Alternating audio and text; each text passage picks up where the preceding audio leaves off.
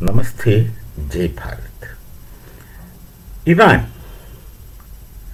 Well, wherever there is radical Islam or even other Semitic religions, the basic postulate upon which they function is on two things. That is, one, promises of reward after death in heaven, and threat of punishment after death in hell. So these are the two things which leads such religions into strong existence, forceful existence. Uh, Lack of awareness, lack of education, etc., gets combined with this, and also madrasa education supports this very seriously, and this is precisely what happens to many, not just one or two, many nations, and Iran is just such a victim, in spite of the fact that Iran, some 40 years before, was not like this. It's only with Khomeini's regime that such things started happening. It went on, and they were rich, basically. They had oil, though they were not able to market it to that extent because of sanctions, etc. America is always a villain. Wherever it is, they are always a villain. They have their interest and only their interest. They don't care for others. And this is a usual universal phenomenon that we see. No point in speaking about it. That is the case. One has to live with that. Now, the problem with Iran is that they had spent lot of money, exact week I can't say, but plenty of money on their proxy armies. They have explicitly three proxy army. One is the Hezbollah, second is the Hamas, and third the Houthi, and someone else also, maybe not that big but minor. But these people were funded, supported, and facilitated by Iran just only through their money.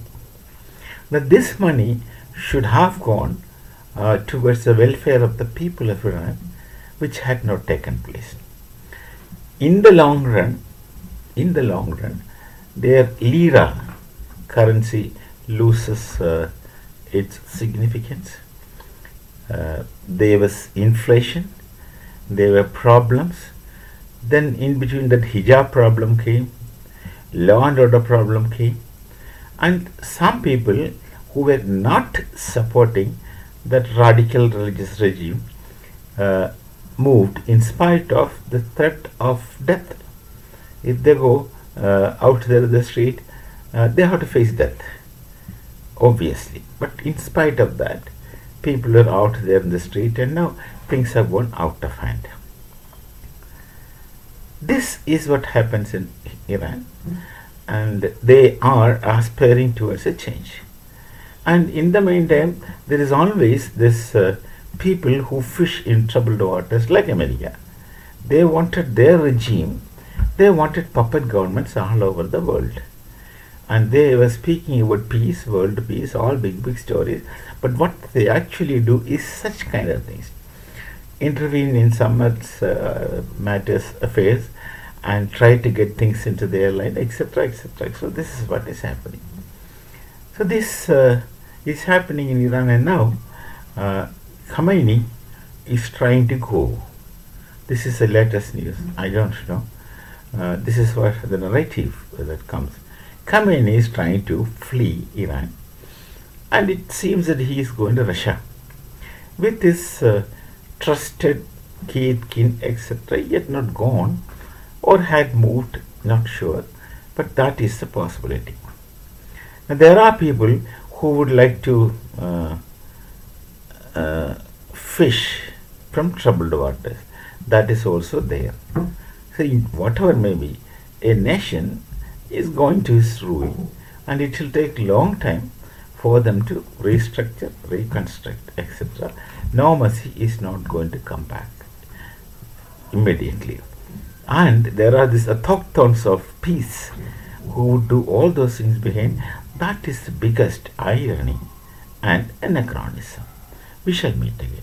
Namaste. Jai Bharat, Jai Sri Ram.